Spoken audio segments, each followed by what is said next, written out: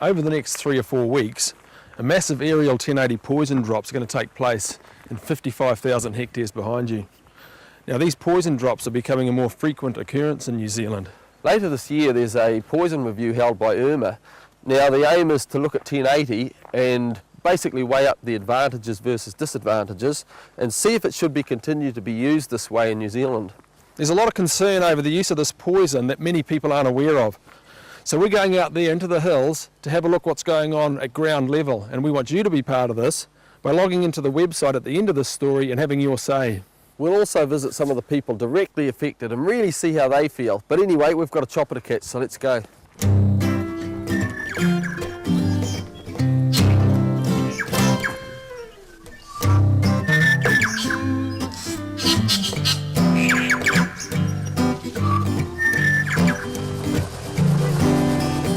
New Zealand is a leading consumer of 1080 poison worldwide.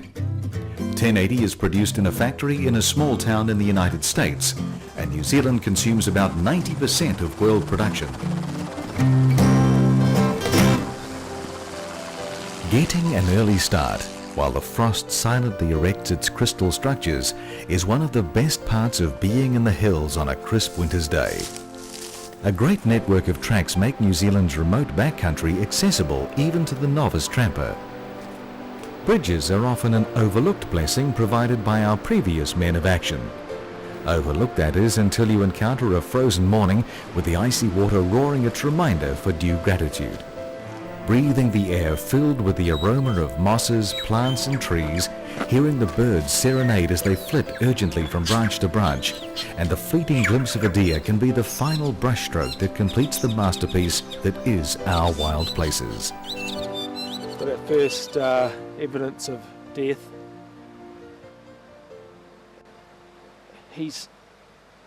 Surprisingly, he's actually a little bit warm, so he's only just died.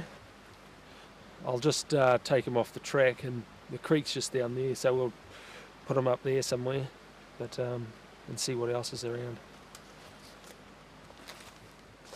Being in the outdoors is not just a visual experience. It impacts on all your senses. Hundreds of thousands of Kiwis consider our great outdoors as part of their heritage and culture. Trampers, fishermen and hunters make up the majority of recreational users of our forests. We'd really hoped that what we'd heard wasn't true, but it's starting to look like it might be. We found 2 dead possums already today, and now a dead deer. This deer is in such beautiful condition. It's just such a waste. There's so many young fellas out there and fathers and sons that would love to come out to these hills and just see a deer. You see, the deer numbers aren't around like they used to be. Hopefully we don't find too much more of this.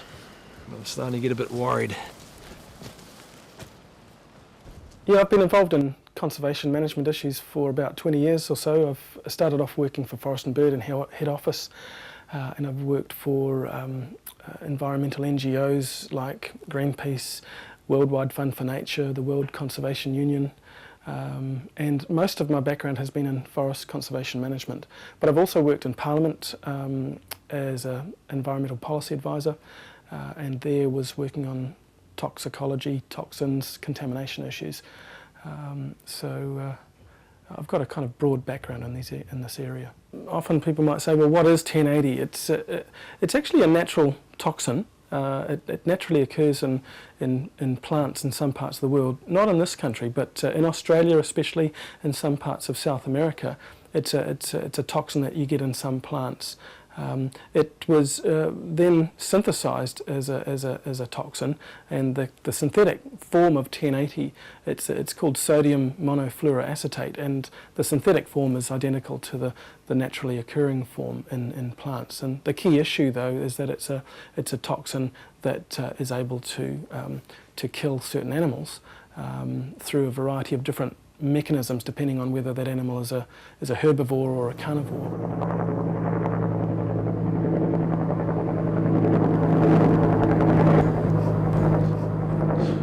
Well, we're here right in the thick of things. Those are green carrots coming down laden with poison. It's a freezing morning, as you can see. It feels that way anyway. But Yeah, so we'll just be wandering around and investigating what's really going on. The day after the drop, evidence of an animal having consumed baits was found on one of the stream beds. Okay, there's some evidence here of a animal has obviously been munching on the carrot, and there's little bits of debris and stuff here, over here, and there seems to be a mark, fresher mark going across that way. A little bit more here. It's probably gone across here.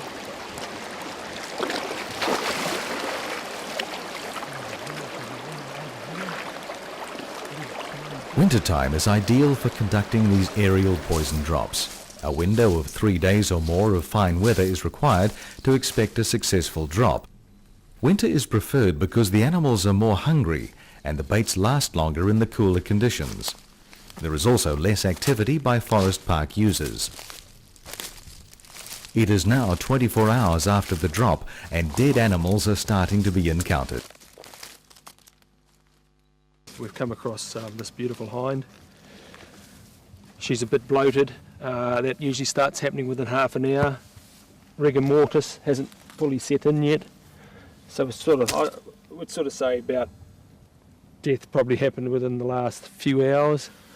Yeah, beautiful creatures. I'm really sorry about that, my love. Rest in peace.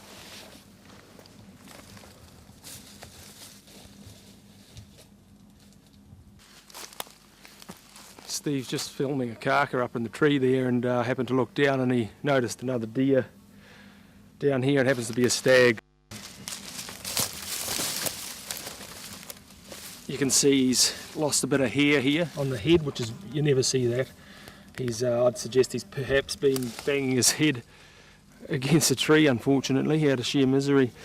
But he's another beautiful animal. We've been splitting up for the last few hours. We haven't scared a single live deer, and it's just a bit of a tragedy, I think. The coverage of baits on the forest floor was thorough, and although searching was difficult due to heavy bush damage, persistence soon revealed more discouraging results. This is the indiscriminate, evil nature of this stuff. It just kills everything in its way. This poor little fawn had no chance. You know, ground control allows for a little bit of discrimination and you can have a little bit of mercy, but this stuff's just evil. The tragic thing is, of course, that all the hinds that we're finding and the ones that are dead have probably all got fawns.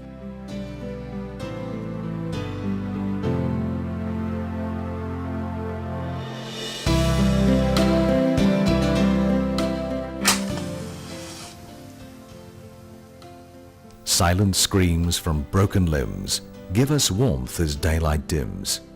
Comfort, security, ignorant bliss, as the wicked beast casts its deadly kiss. Look deep now into the fire's luster. What's that whisper of shame it musters? Heed me now and know my din. Our timberland tells of its keeper's sin. For deep within these forest walls, another tortured creature falls.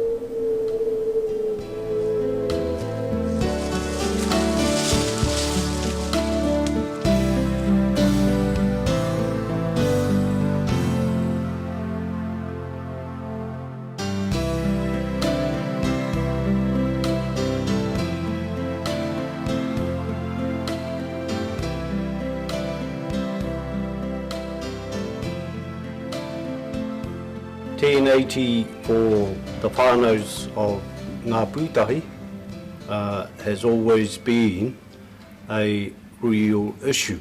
Over the years, we've consistently opposed the use of 1080 within the forests of surrounding ngā pūtahi and also the neighbouring communities. The real concern at present is the application. It's about aerial dropping of 1080 within our forests. The relationship we as tūngoe have with this particular area forms our knowledge base, forms our traditions, our customs, our lifestyle. In our tūngoe body of knowledge, our trees are older ancestors to us. And looking at the devastation that the possums are having on those trees, and even being aware of that, still does not justify the blanket dumping of our poison onto our system. Part of the softening approach may be not so much such a blanket dumping of 1080, having a combination of the bait station, ground-based crews walking through te urewera, because if you blanket drop the poison, you've still got the issue of the carcasses lying in the forest. Yeah, 1080 is a toxin which, like many toxins, they have an ability to harm things quickly, and we call this acute toxicity, but it also has the ability to harm things more slowly at lower concentrations, and we might call that chronic toxicity. A good example of a chronic toxin would be, for example, cigarette smoking is a chronic toxin, or the toxins in cigarette smoke produce chronic effects. In other words, they harm the physiology of an animal, like a human animal, slowly over time, and one of the outcomes might be something like lung cancer or heart disease. 1080 is a chemical which at a high concentration will kill an animal very quickly. At lower concentrations it may not kill an animal, but it might make it ill in a variety of different ways, and this is where the toxin is quite interesting. We've just been working our way around these slopes, and sometimes when there's a dead animal, the best way to find it is by using your nose. So we've been sniffing about a bit, and sure enough there's another one over here.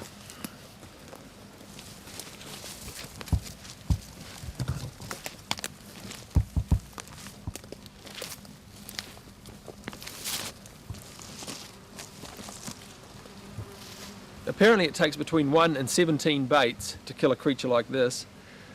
The trouble is there's no control over whether they're getting 1 bait or 17 or more. Are they getting enough to kill them or just enough to make them ill?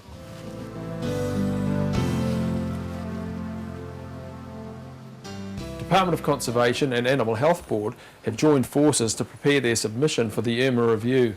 If successful, the use of 1080 poison will increase throughout the country. Now, Department of Conservation, who had originally agreed to do an interview with us, have unfortunately pulled out at the last minute. So we're off to see Nick Hancox from Animal Health Board to see what they've got to say.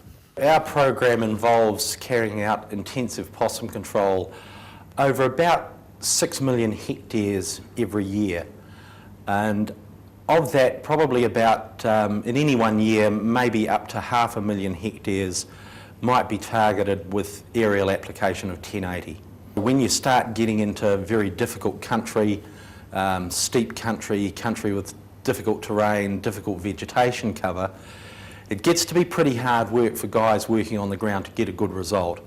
And that's when the 1080 option comes into play, because you can get a rapid knockdown of possums very effectively over large areas of rugged country very quickly.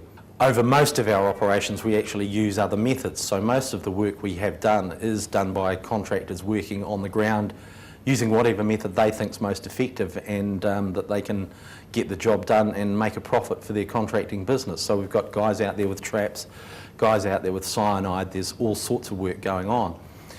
And we're also doing a lot of research into the development of new methods.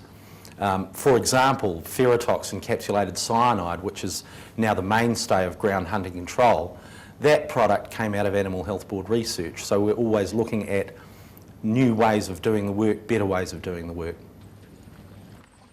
Well, I don't know what you guys think, but I'm totally convinced that whatever TB's cropped up around here is coming on the back of a truck, and certainly not through any animals out of the bush. But quite apart from all that, there's one overwhelming reason why we've got to stop using 1080. It is just too cruel. Look, I recently saw 2 deer that have been poisoned with 1080, and they died the most horrendous death. One stag was in such agony that he actually ripped his own stomach open with his antlers, trying to get rid of the pain. It is just, in terms of cruelty to animals, it's way over the top. No civilised nation should be using this stuff. It's just too cruel. We had a couple of deer that probably walked at least a mile down across a gully and up onto our farm before they died, and I would say that they probably took 2 or 3 days before they came out and died. I think that's just a shocking way to kill an animal. You know, as a farmer, we know we have to kill animals, but we do it in the most humane way we can. So to actually have something killed like that, I think it's just, you know, it's a disgrace that humans can do that to an animal.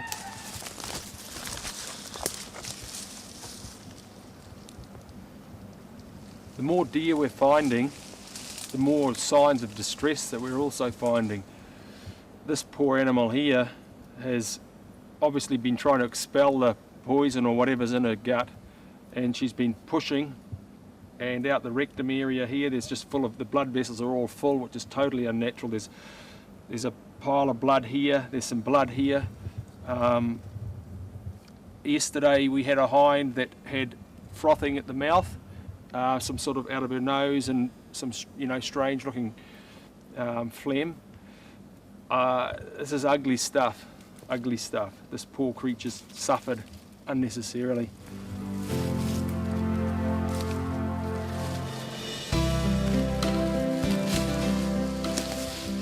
(1080) is not a fast-killing poison. When ingested, it's broken down inside the gut and effectively begins to starve the animal by disrupting the Krebs cycle. Some animals are able to regurgitate or vomit the poison out and may survive. Most others, generally herbivores, are not endowed with the reflex of vomiting, so then become victims to the varying length of illness that follows. According to the Department of Conservation website, possums take 6 to 18 hours to fall to the slow-working effects of this poison. Larger mammals can take longer. In some cases, an animal might not receive a fatal dose as the amount consumed is left to the creature's appetite or the availability of the baits on the forest floor. If Aussie can be TB free and the possums are protected, they never poison them, and the whole reason for 1080 poisoning is because they reckon the possums carry TB. The Animal Health Board's job is to control and eventually eradicate bovine tuberculosis from our cattle and deer herds.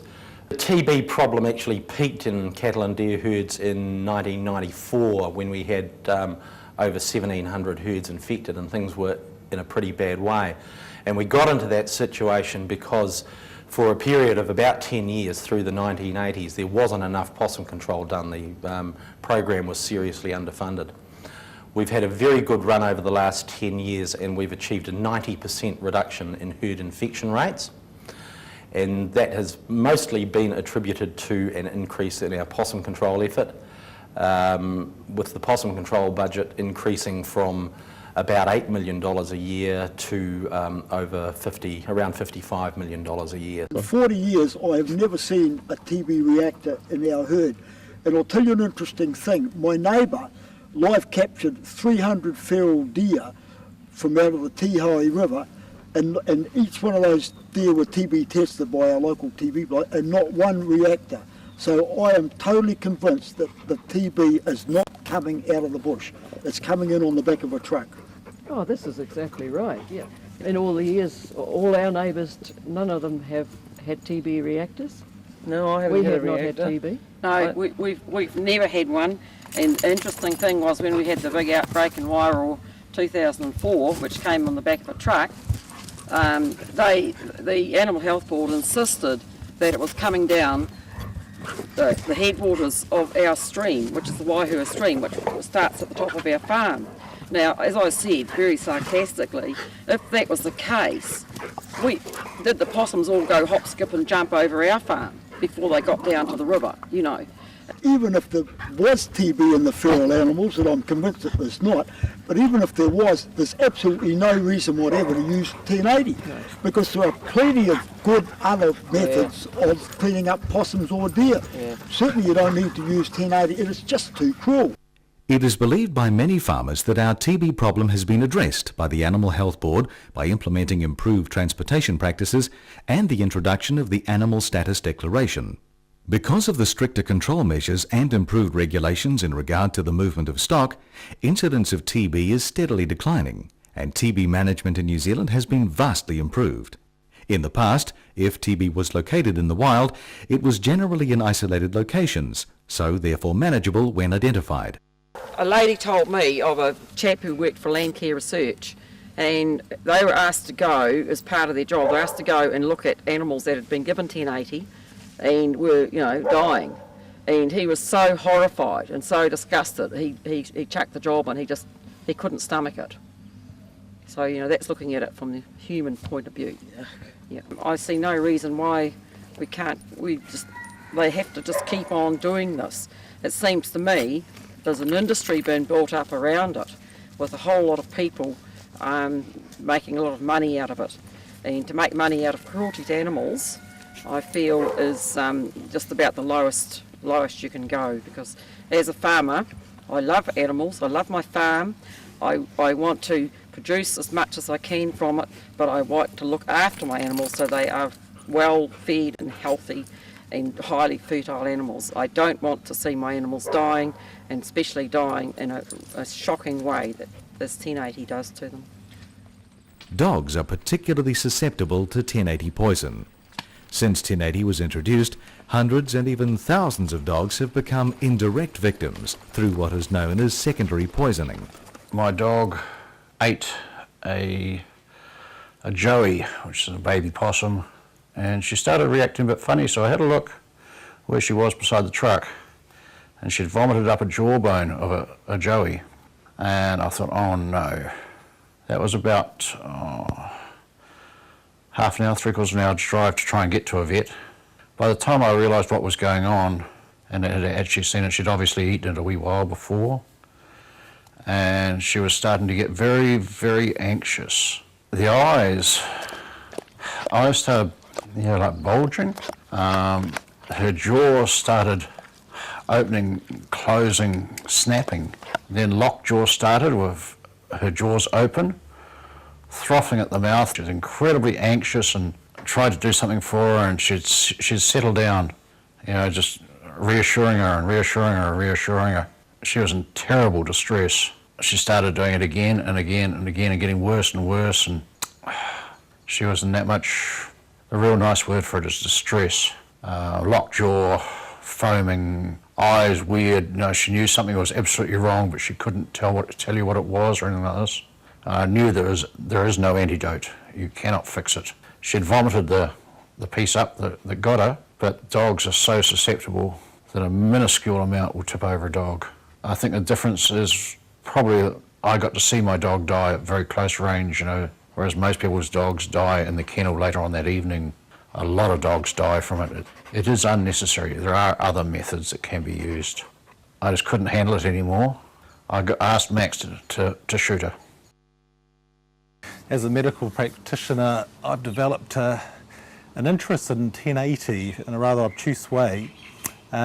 Began with a patient who I was talking about research that I'm doing for a book on some of the subtle long-term adverse or bad effects of being exposed to hormonal contraception at critical periods of development, such as in the womb or during the period of being breastfed, or in adolescence.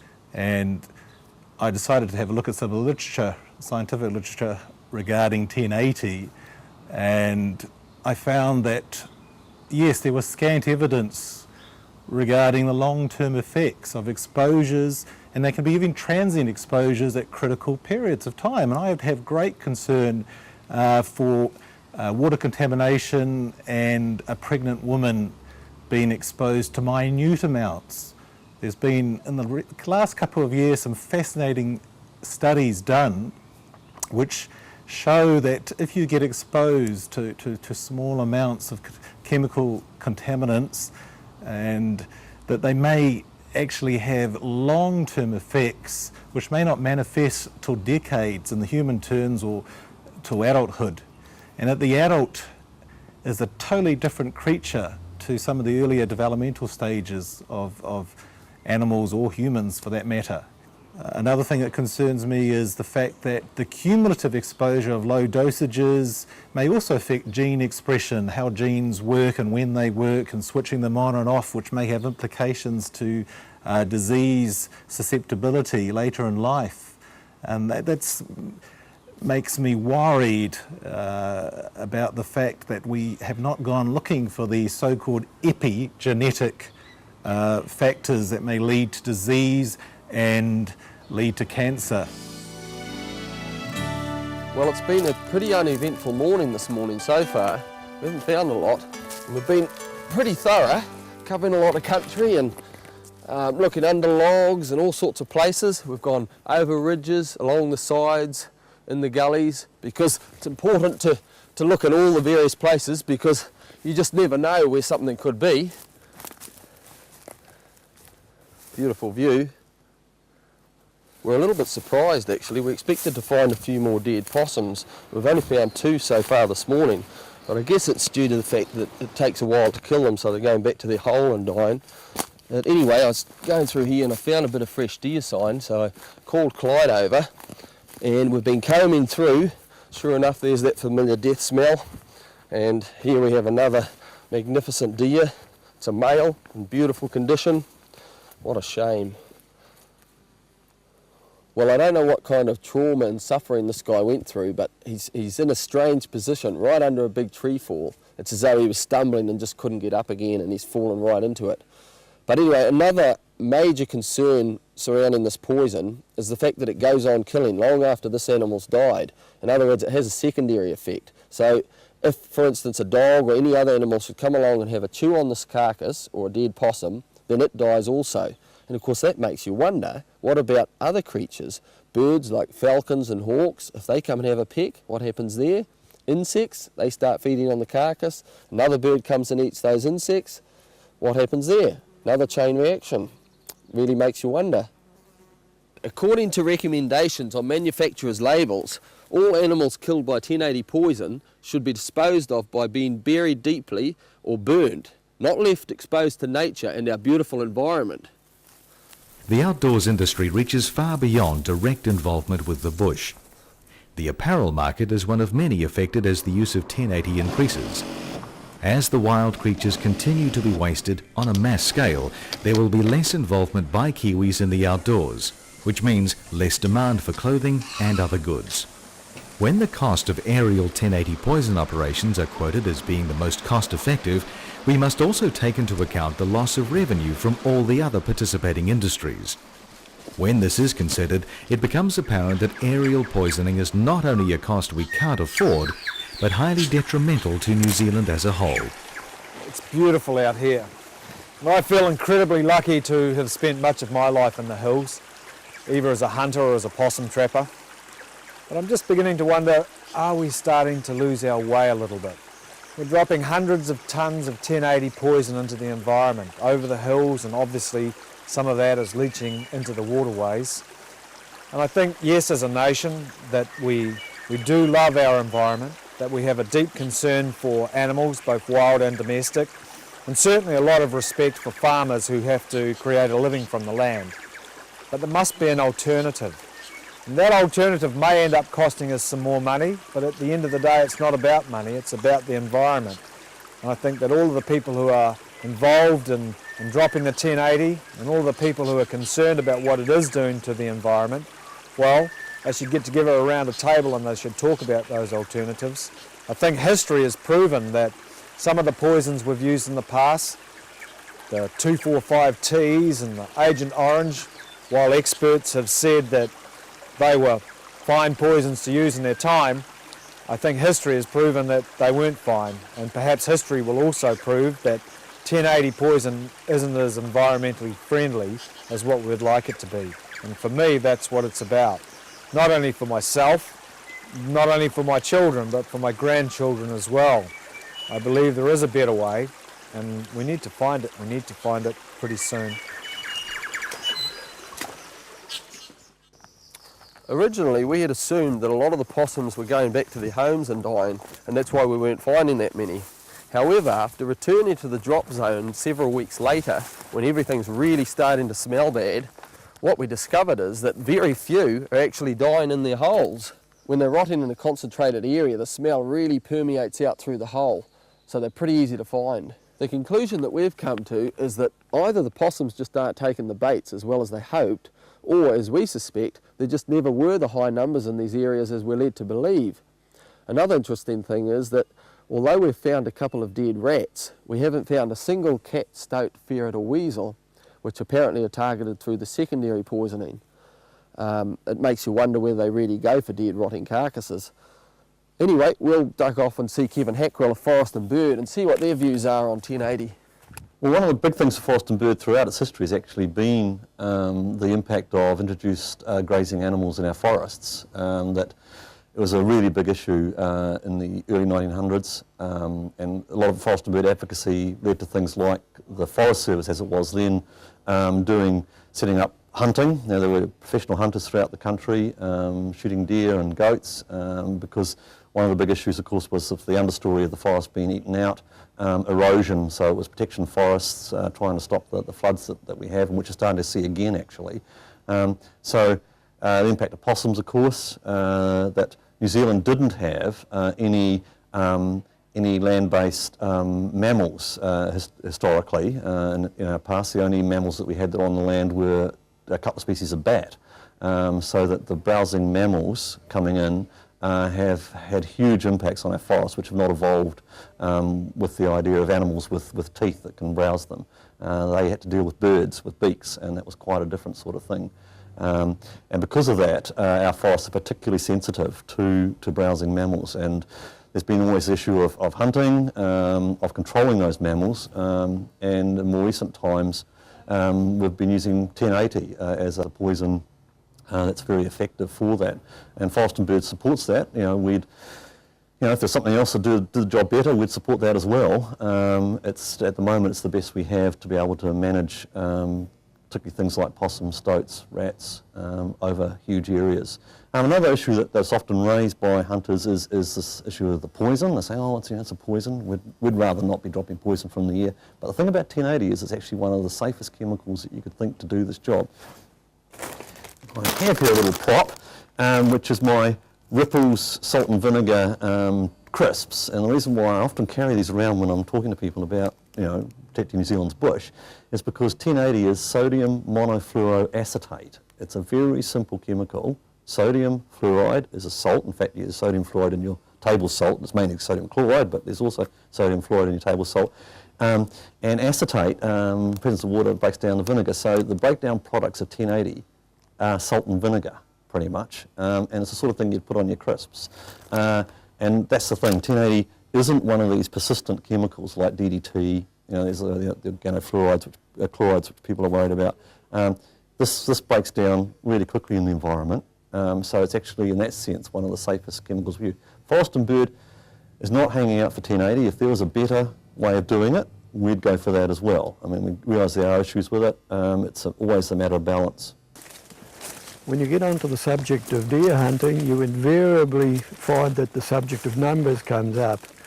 Well, deer numbers would be the most exaggerated of any topic when you're talking deer. Compared with about 30 or 40 years ago when I was doing most of my meat hunting, I'd say the deer numbers are way down on what they used to be. If there were still reasonable numbers, I probably would have carried on meat hunting a lot longer than I did.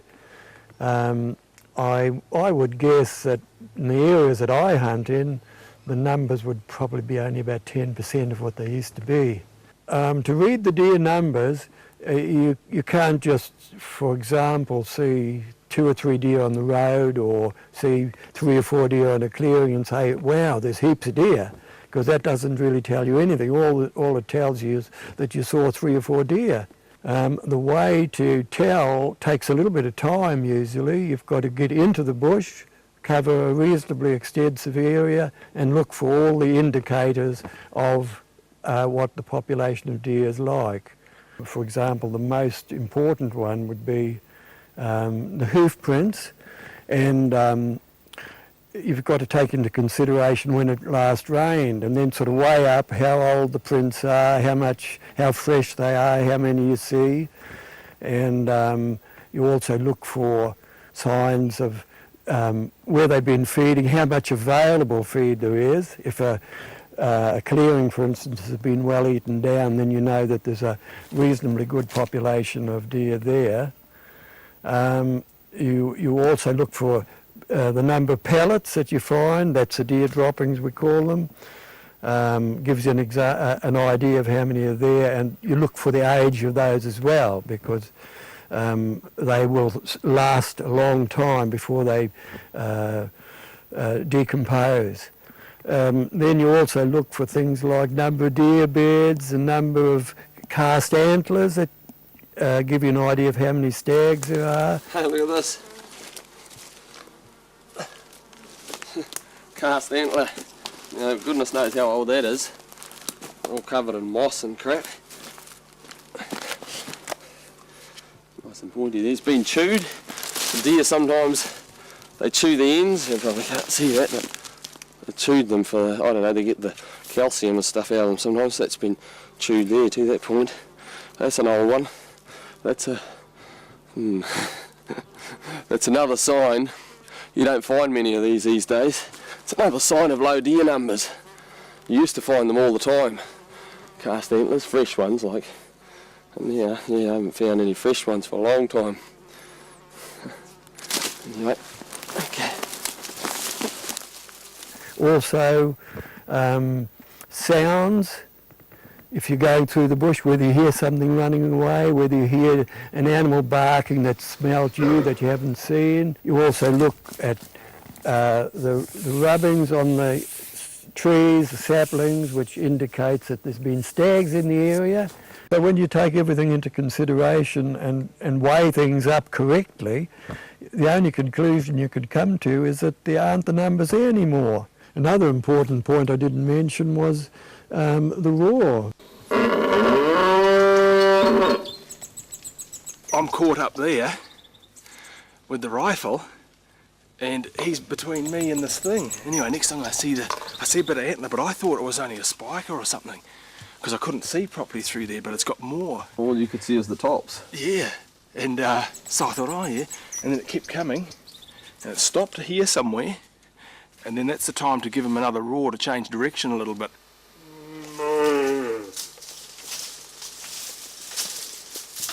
Well, yeah, he was going to go past us. He could have kept going down over there looking for us, and then he swings back in there, and he's probably, from Steve, he's 2 metres probably. I mean, you can go out these days and hear very few, and there's even guys that have gone the whole roar and hardly heard a thing. So that tells you a lot too. I've been involved in the venison industry about 20 years, mostly as a shooter. Now I've got my own machine, and we've got a big overseas market for feral venison, and it's been devastated by 1080, as we saw the helicopters flying over dropping it before. And we harvest our deer. All our deer are MAF inspected for TB, but we've never shot a deer out of this particular area with TB over the last 20 years. Well, I've been here for now 11 years, and last month, and I've been cutting tracks for the horses all over the place just so they can wander through, but I've never seen deer being a problem. I get a few occasionally for meat, but they're just not the numbers here. Yeah, this is what we're finding, that we as helicopter point of view, the recreational hunter slams us for flying over and shooting deer, but we're taking the cream off it. The guys that are doing this, DOC and Animal Health Board, there's no deer, there's no hunting left. So surely taking the cream off the top is better than nothing. As far as the possums are concerned, I get $3 a kilogram for the $75 a kilogram for the fur. The coons around here average about you need 18 to 20 to make the kilogram, which works out about $3 a possum. And there's a lot of work involved in it. But if the government could wipe this crazy, evil 1080 thing and pay, say, a $2 or $3 bounty on the coons, it'd be probably about 80% cheaper than this farce they're going through now. And a lot of guys would say, hey, instead of $3 a coon, we're going to get 5 or 6. It makes it worthwhile. And there's no doubt about it, if you've got a guy that's making good money out of possums, same as he would out of crayfish or whitebait, they get keen. And the only reason the deer market has gone dead is because of this 1080 being dropped and the 1080 residue in our deer. We can't sell deer overseas with 1080 residue in it, of course, and yet we're doing this job for free, this shooting deer from the helicopters. That's right. Same with the possums. At no cost, and, Yeah. and the guys doing possums are doing it at no cost to the government or anybody. They're doing it on their own bat, making a living. You know, it's been a New Zealand tradition for, like, even since I was a kid, to go hunting with my father and now, you know, for my son to go hunting, I have to fly him into somewhere to go hunting. Yeah. I can't take him off the road anywhere to go for a hunt. Oh yeah, there's a deer, son, shoot that one. Or, you know, have a shot, or even if we want to go and get some video or take a camera, take some photos. There's just nowhere where we can go now. It's all private hunting blocks, or it's been 1080.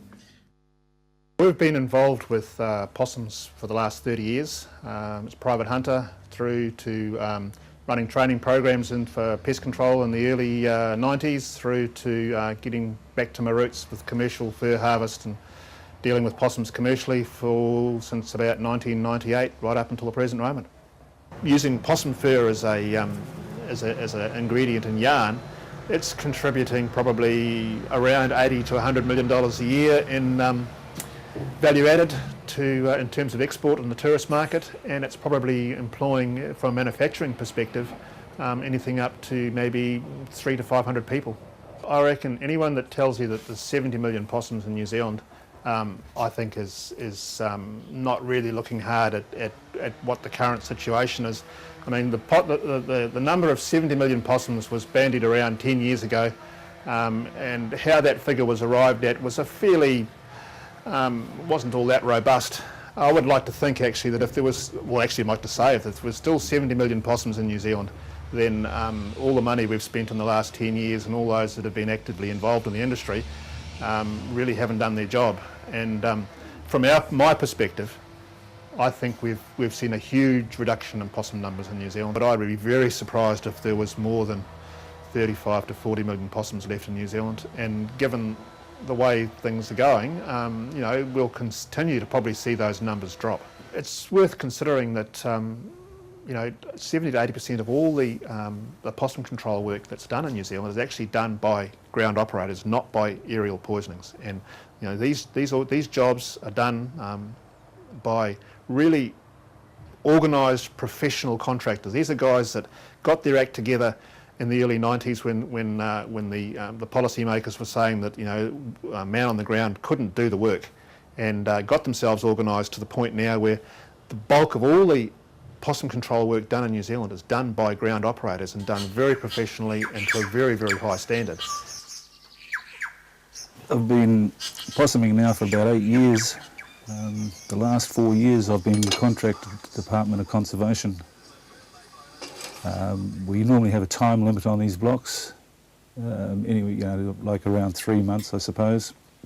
The purpose of doing this is that a lot of the areas like ground control, and ground control people are very efficient in what we do. We set lines throughout the bush. We check these lines every day. We keep on going back until there is actually no possums caught within this area, and then move to the next area.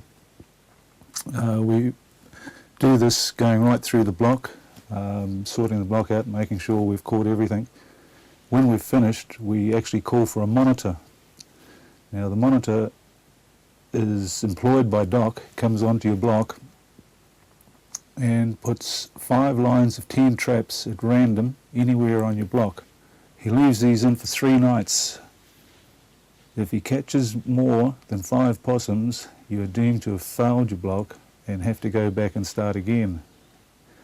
If this happens, it costs you an extra amount of money to recall the monitor, plus you don't get paid until the block is finished. I've waited all my life to get a job like this. As I said to my surgeon the other day, I said I'd nearly die to get a job in this area. You know, I don't know why I waited so long to actually come out here and work. You know, like if the government was to actually stop all this poison and get guys like myself and other people that are really interested and love the bush in here to do the work, then there would be no need for poison.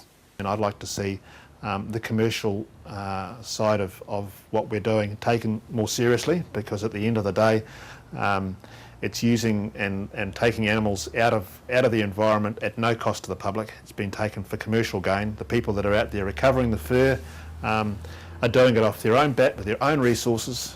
They're not standing there waiting for someone to hand them money to do it. There's every reason to expect, with some good marketing and some good promotion over the next couple of years, sort of tacking on to the current demand for fur worldwide and marketing our product a little bit better than what we do, I think we could probably realise prices again of anywhere from probably $10 to $25 a skin. Internationally, it's now worth $12.7 billion a year US in retail sales, huge growth into Asia.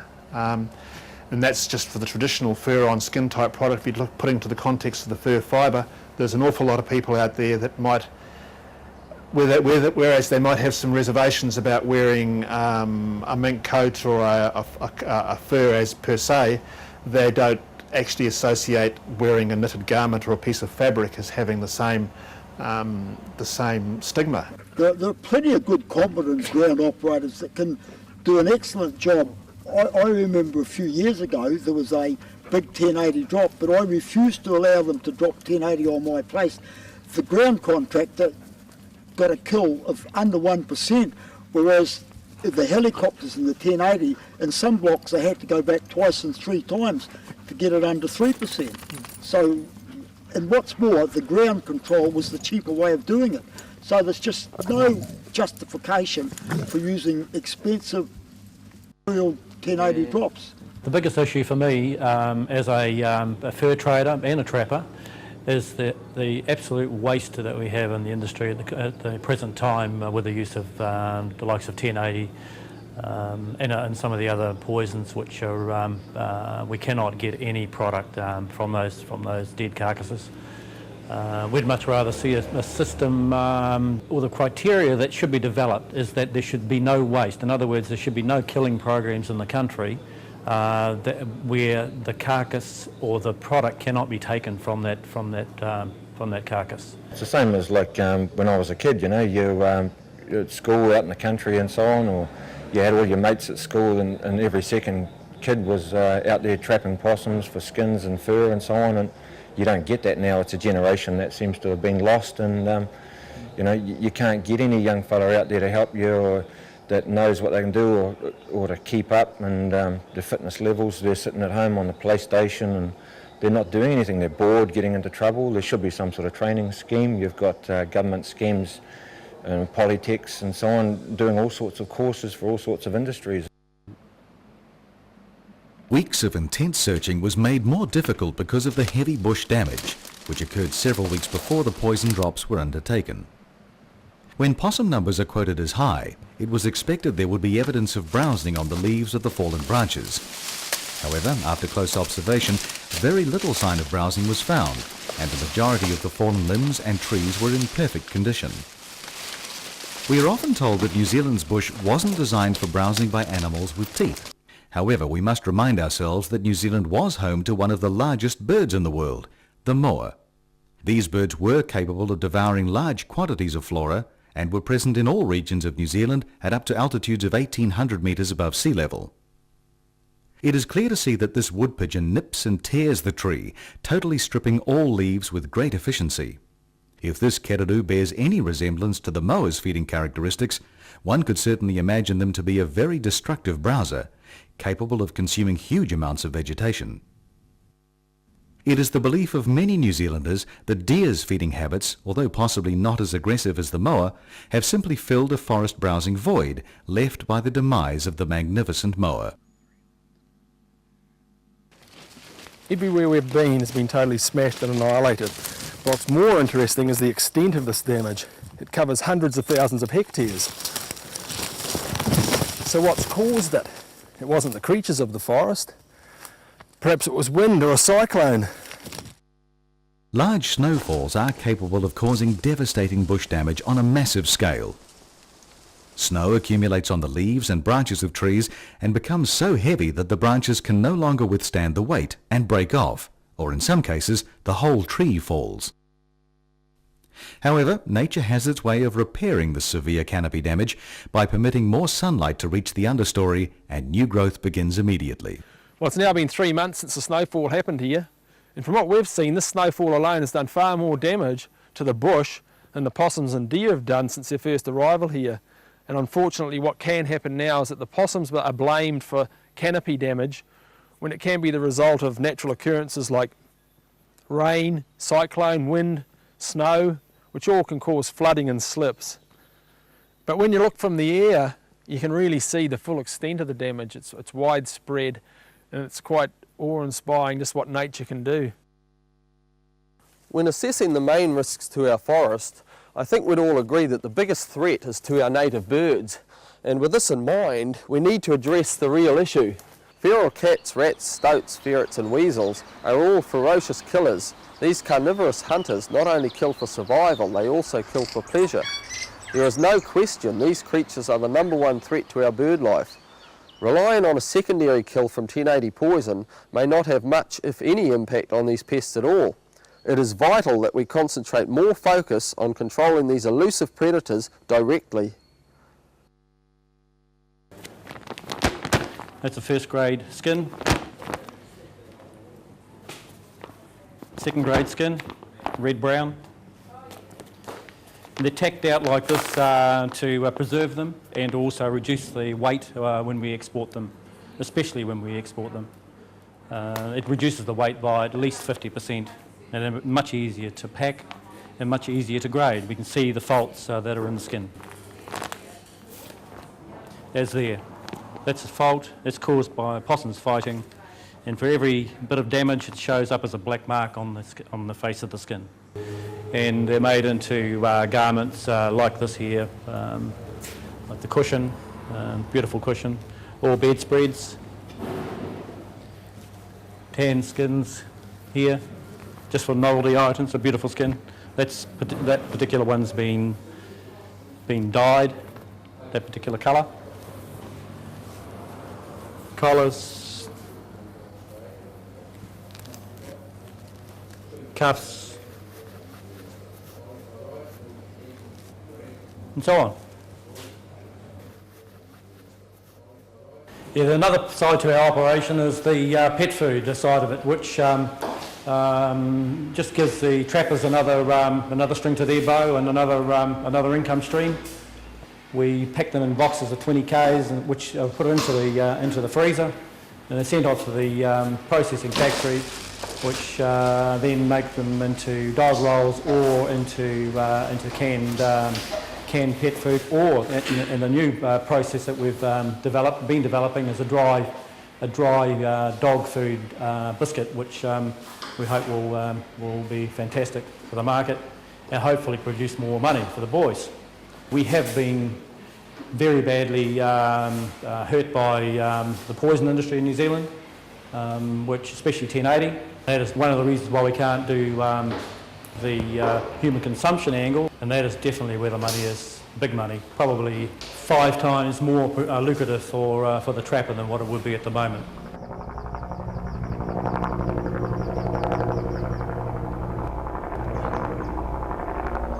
This is the second stage of the poison drop, this massive poison drop. The stuff they're using here is a cereal pellet, and it's compressed in pretty high toxic stuff. Apparently this stuff's twice as toxic as the carrots, but the distribution is a lot lower per hectare.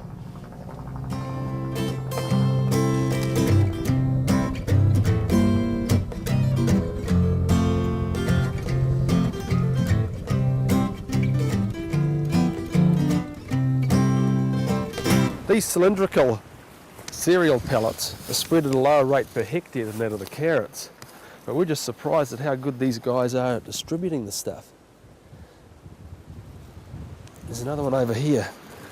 With this kind of coverage over thousands of hectares, It'll be incredible if anything survives.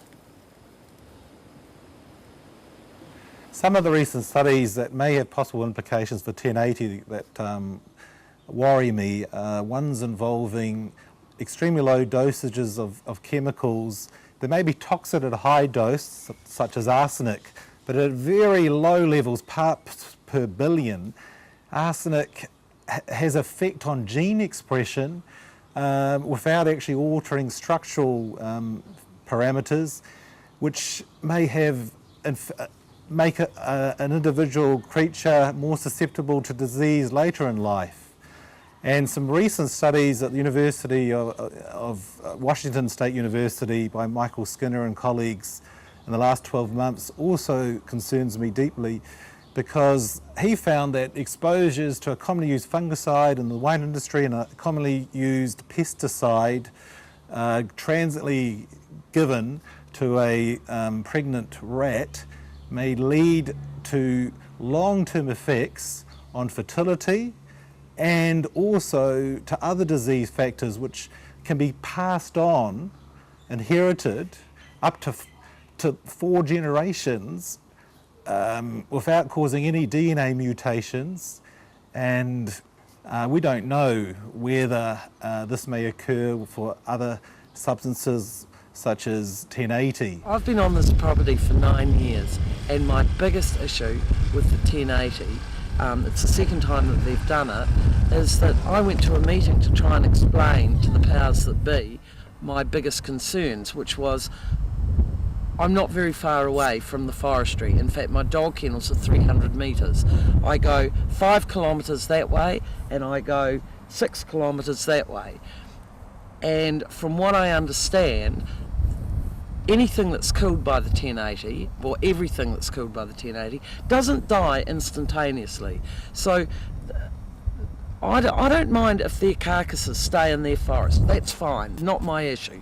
My issue is that their carcasses come and die on my place. Now, with my dog kennels only being 300 metres from the forest, it's good night nurse for any of my dogs. And believe you me, they love it.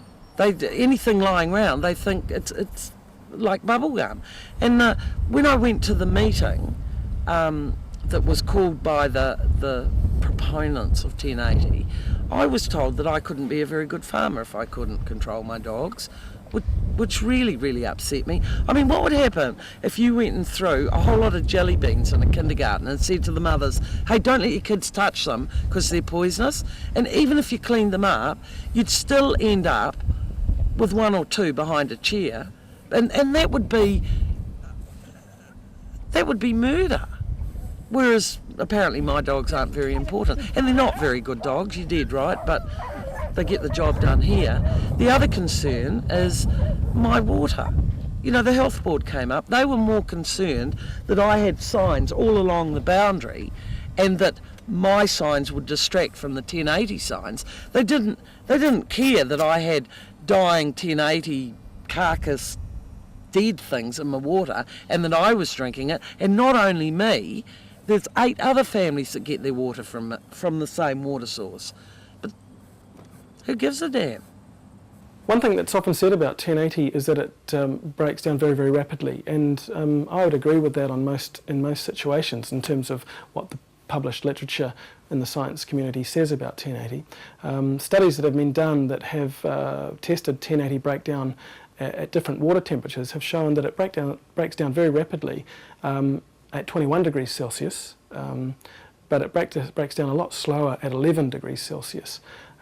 I don't know any rivers actually that are 21 degrees Celsius, and even in the summer. So if we were to be realistic about testing the breakdown rates of 1080, we would want to test them at the temperatures that those rivers are when 1080 drops are being undertaken. And usually they're happening in the winter when the possums are hungry, and water temperatures can be quite low. They can be 5 degrees, 6, 7, 8 degrees, 9 degrees. So I think it's really important that we test 1080 breakdown at those lower, colder temperatures. It breaks down because bacteria eat it. When temperatures are cold, bacteria don't do very much, and so they don't eat it, and so it stays around for a lot longer.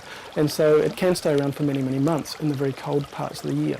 So that may mean that there are relatively significant concentrations of 1080 in some waterways and some soils during those winter months. And the question that we have to ask ourselves is that at an acceptable level?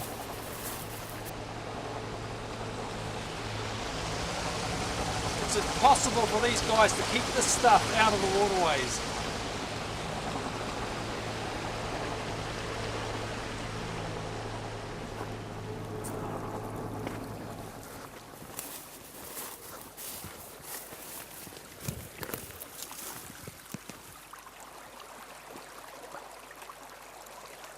I'm thirsty, but I'm not that thirsty. There's 3 baits sitting in just a few metre stretch of water here. Now this particular stream, according to the map, runs about 3 kilometres till it hits another stream further down. Now if you were to say estimate about 1 bait per 20 metres, and from what we've seen there appears to be a bit more than that, but at that rate that's about 150 baits just in this waterway alone. And when you consider that over every ridge there's another little creek like this, and they're all flowing down together, and then they hit the rivers, and that's only accounting for the baits in the stream, not to mention ones that are up the side and leach down. And then of course there's the carcasses. So it's an awful lot of poison. The strange thing is that when you hear on the news about a business or factory with chemicals or waste products spilling into a waterway, you nearly always hear they get slapped with a massive fine or they're made to shut down. Even the poor old farmers have to be careful about spill-offs. Yet how's this any different? Yeah, when assessing the risks of any toxin, we need to consider the risks involved in the target animals that we're trying to control with this toxin, but we also need to consider the non-target effects. In other words, the effects on organisms that we don't intend to harm with this toxin. 1080 is a toxin which is a very broad spectrum toxin. It's not species specific like some toxins are. Whenever we find a hind, we just know there's going to be another young one, whether we find it or not. In my view at least, there is some area of concern for non-target effects of the toxin, especially at low concentrations, and especially in relation to its potential to disrupt hormone systems. If a toxin is at a low level in, say, a water supply, it might not be enough to cause cancer, or certainly not enough to kill something, but it might be at a concentration that's high enough to disrupt hormone systems. Now, that might be not a problem for some parts of the population, but it might be a problem for some.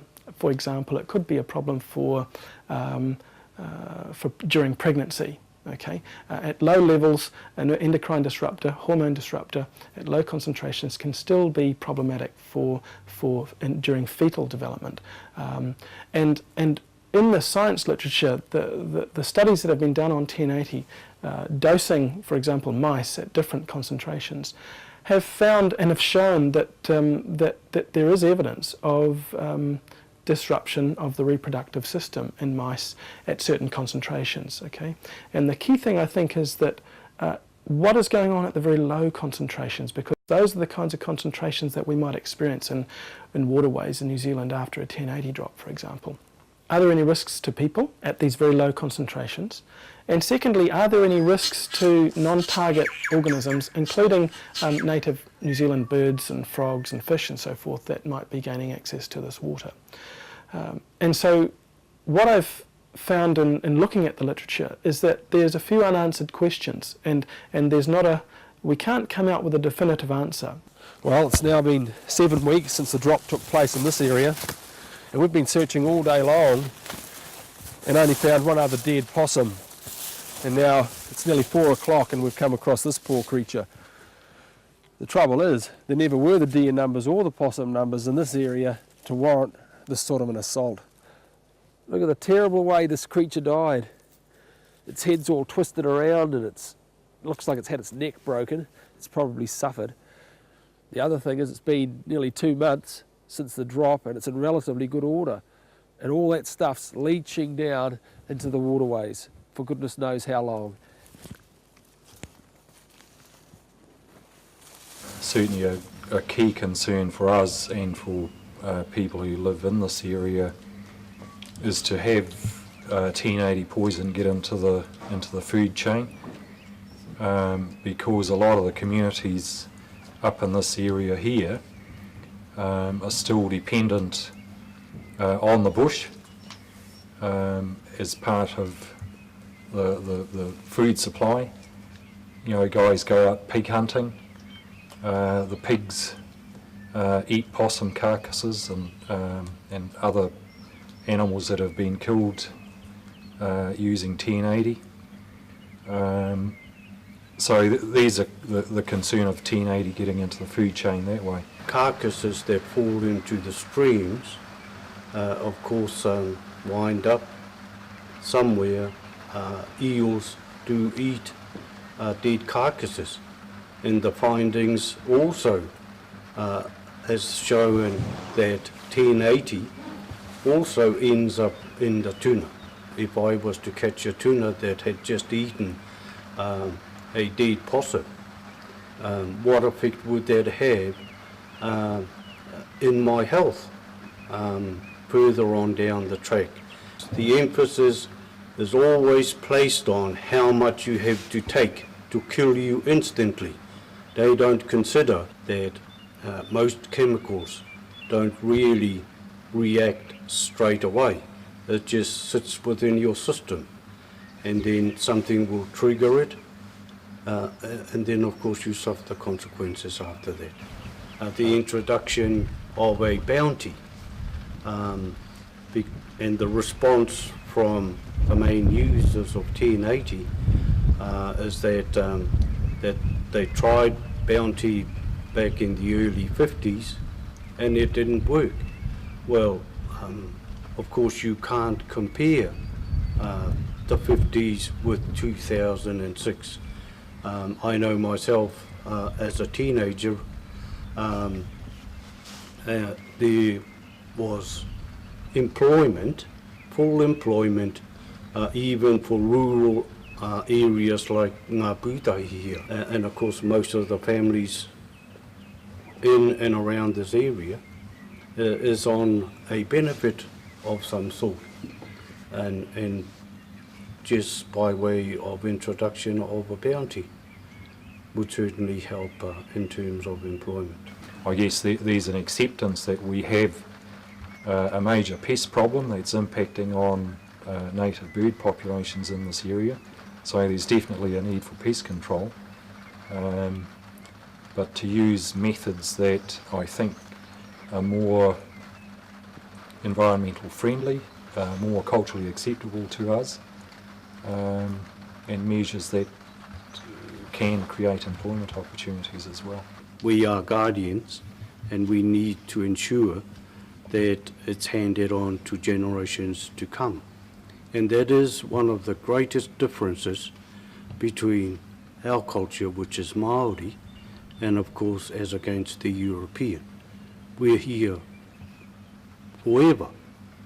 And in terms of Europeans, if they stuff up or fuck up, they just pack up their suitcases and move on somewhere else. And we can't do that. We can't do that because in terms, that's why it's whatever we do, we have to ensure that it's handed on to the next generation. Yeah, I just love the bush. Actually, same as, I guess, fishermen love the sea, but you can imagine what it'd be like if there were no fish in the sea, and it's the same in the bush. If there was no game in the bush, it just wouldn't be quite the same. It just adds another wonderful dimension to the experience of getting out there. The raw is a great time too. A lot of people mightn't be familiar with it, but to a hunter it's the best time of the year for hunting deer. It's really exciting.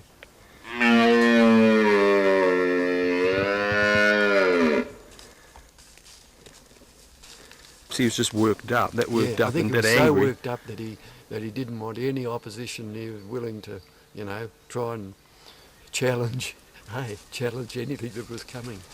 No. Yeah, you probably had a younger stag there hassling him.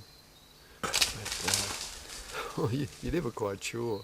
Never quite sure what they're going to do, eh? Whether they're going to come, shut down, or leave, you know, but that was fantastic. To get up close and personal with a stag is just an unforgettable experience. Once you've got your deer, when you're actually recovering the meat, then of course the work starts. You've got to gut it, and we used to hang it and let it cool down, and then have to carry it out. And the places that I hunted, there wasn't any easy way, I'm afraid. It was just all hard work on your back. Another 10 years of this and that'll be my limit. You just wouldn't believe some of the spots that we used to carry deer out of. Steep terrain, thick vegetation, heavy beast, like some of them were in excess of 100 kilos. In fact, the heaviest deer I ever carried out, it was 262 pounds plus offal on top of that, and convert that into kilos and see what you've got. Pretty heavy beast. It was pretty tough going. But on the other hand, it was just a wonderful experience because it's an absolutely free lifestyle. So it was more than compensated for the difficulties. And it's interesting to note that over the thousands of deer that we sold, we never once found sign of TB, neither did we ever have one rejected for that reason or for any other reason for that matter. As far as the quality of this meat goes, it's the best there is. It's highly recommended by the Heart Foundation. Furthermore, they're fit and healthy and eat the best organic tucker, so that says it all. If the use of 1080 continues the way it's going now, it's hard to envisage the feral deer export market ever being revived. And when you think about it, with the use of these poisons, it can't be doing a lot of good to our clean green image either. And what do I think of 1080 poisoning? Well, I think it's just disgusting that these beautiful creatures are poisoned and let to rot when I personally believe it's totally unnecessary. I believe the deer are well under control, and I'd like to see taxpayers' money used for better purposes, perhaps to reduce the hospital waiting list or something like that. So we're talking about minute amounts that could contaminate water or get into sublethal dosages in carcasses, and a hunter may bring some venison home and his pregnant wife could possibly consume it. If it just happens to have a small dose at the right time, and these things are time dependent, a developing embryo may not actually be susceptible only in a small window of opportunity. One day too soon may not have an effect. One day too late may not have an effect. In adults, our ability to deal with these toxins is much better. But I'm convinced as our knowledge base grows, we won't be able to hide behind ignorance, and we'll have to deliberately start looking and doing assessments on how gene expression may be altered, because the toxicological studies that I've seen on 1080 don't look at gene expression. They look at structure and abnormal structure, or under a microscope abnormal histology, and they're not actually looking in the real world situation how these things may affect function down the line, function and behaviour. We've got to be kidding ourselves with the current state of neurotoxicological assessments. They don't look at these long-term endpoints and change in function and behaviour. And I would say that as our knowledge base and technology grows, we have an ethical obligation to start looking. And I don't think they've begun to look. I haven't found any studies so far regarding these particular parameters, and it concerns me deeply.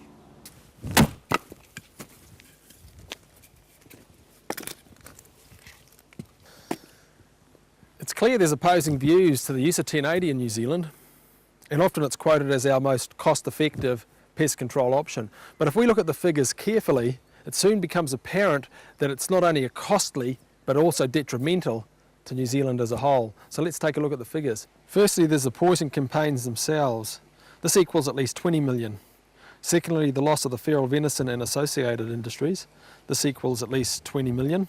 Thirdly, the loss of the possum industry. Now this equals 80 million per year. The total monetary cost of using the 1080 option is at least $120 million a year. Then on top of that we have the unknown long-term health risks, the risks to our valued clean green image, the nation condoning cruelty to animals on a mass scale, a nation condoning mass wastage. So what's an alternative to 1080? Well, the current practice of total eradication of all introduced species has played a big part in the use of 1080. Sometimes the way we look at a problem bears a big part in how we deal with that problem. Perhaps we could look at our feral animals as, rather than just straight out pests, more of a manageable resource and actually promote a self-funding system of control. I mean, if you look at the venison industry along with recreational hunters, they put back millions of dollars back into the economy at no cost to the public while controlling deer numbers at the same time. So let's go and take a look at some of the benefits of not using 1080 poison. Okay, the income from feral venison and associated industries, 20 million. Income from possum industry, 80 million. So the income from friendly management equals about 100 million per year. Then if we contribute, say, 30 million towards the control of feral cats and mustelids, and another 20 million toward a bounty system, which not only creates employment but also guarantees results, that leaves us with a total income of around 50 million rather than a loss of 120 million. And on top of all that, we enjoy a happier, healthier nation, the retention of our clean green image, a more respectful attitude towards our wild game management, while making use of a natural resource. But more importantly, are you happy with the way 1080 is currently used in New Zealand?